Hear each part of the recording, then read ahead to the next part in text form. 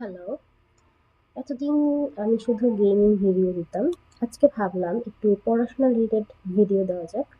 তো আজকে আমি যে বিষয় নিয়ে আলোচনা করব সেটি একটি ফিল্ট্রেশন ইকুইপমেন্ট। তো ফিল্ট্রেশন মানে হচ্ছে কোনো একটা লিকুইড থেকে যে সলিড পদার্থ সেগুলোকে আলাদা করা।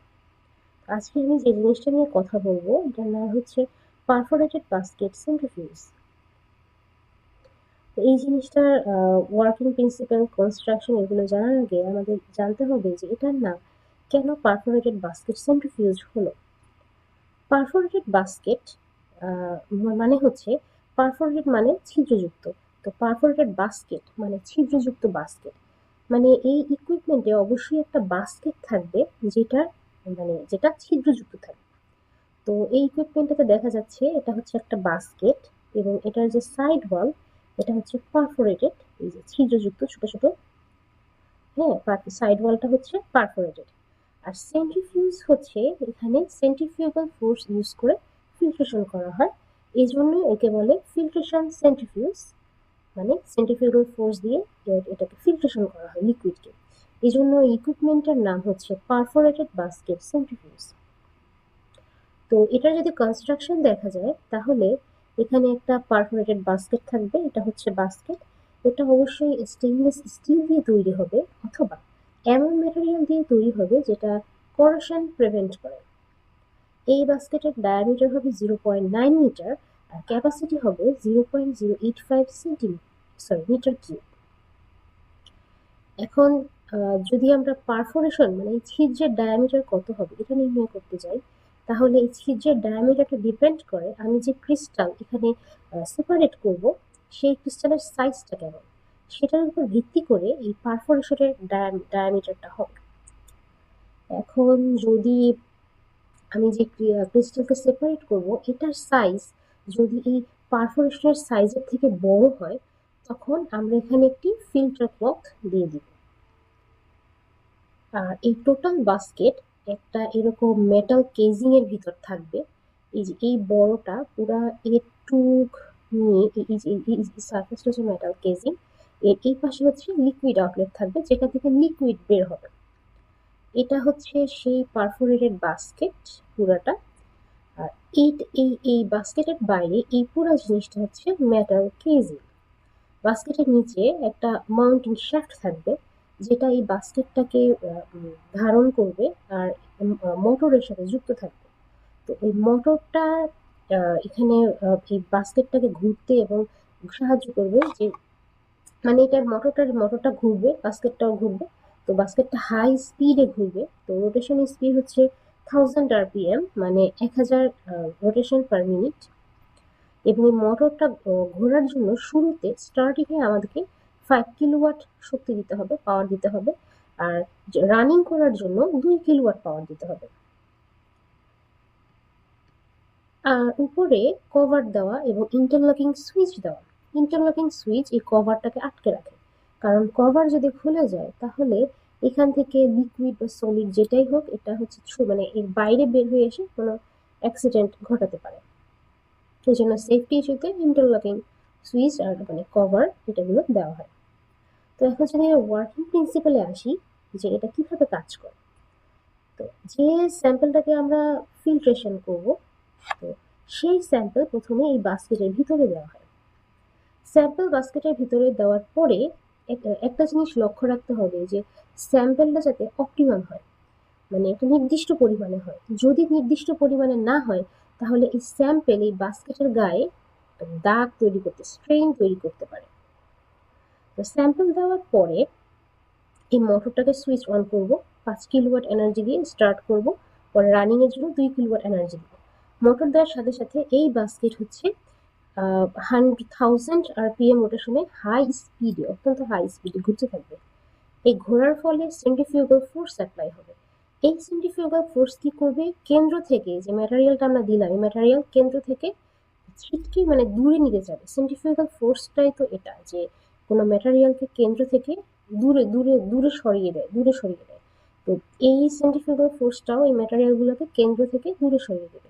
দূরে সরিয়ে দেওয়ার ফলে ম্যাটেরিয়ালগুলো ওয়ালে এসে ধাক্কা খাবে। ধাক্কা খাওয়ার সময় এই যে লিকুইড যেগুলো আছে সেগুলো এই পারফোরেশন ছিদ্র দিয়ে বাইরে বের হয়ে মেটাল কেজিং এ জমা হবে, আর পরবর্তীতে এই লিকুইড আউটলেট দিয়ে বের হয়ে যাবে। আর ভিতরে যে সলিড পার্টিকেল গুলো, লিকুইডের ভিতরে যে সলিড পার্টিকেল গুলো ছিল ওইগুলো বের হতে পারবে না, ওইগুলো হচ্ছে এই বাস্কেটের ভিতর জমা হতে থাকবে।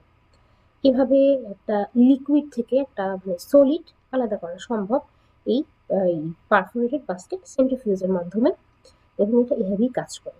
প্রথমে ম্যাটেরিয়ালটা এই বক্সের ভিতর দিব, বাস্কেটের ভিতর দিব, মোটরটা চালু করব, এরপরে বাস্কেটটা হাই স্পিডে ঘুরতে থাকবে, ঘোরার পরে এই পারফোরেশন দিয়ে লিকুইডটা বের হয়ে মেটাল কেজিং এ আসবে, দেন লিকুইড আউটলেট থেকে বের হয়ে যাবে।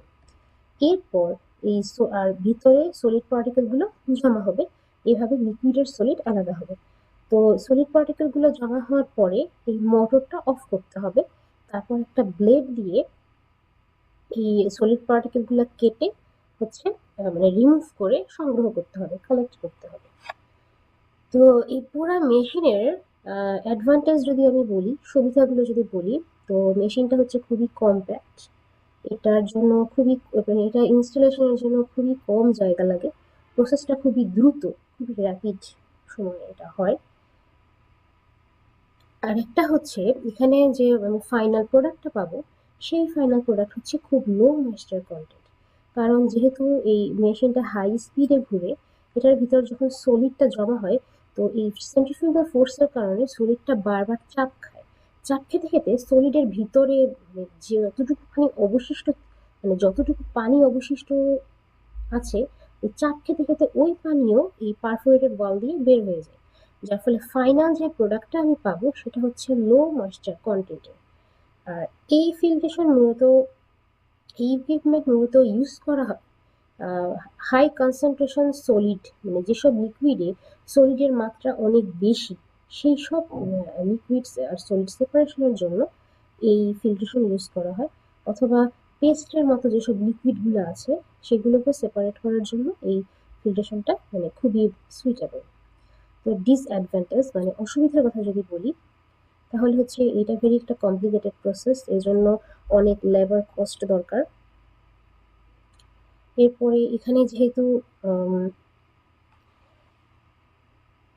এখানে এখানে হচ্ছে এটা ব্যাচ প্রসেসে হয়ে থাকে, মানে এক ব্যাচের ম্যাটেরিয়াল এই বাস্কেটে দেয়া হলে ওই ব্যাচের ম্যাটেরিয়ালগুলো লিকুইড এখানে পাস হবে, পাস হয়ে বের হবে, আর সলিডটা এখানে জমা হবে, তারপর সলিডটা রিমুভ করব, এরপর আরেক ব্যাচের ম্যাটেরিয়াল এখানে দেওয়া যাবে।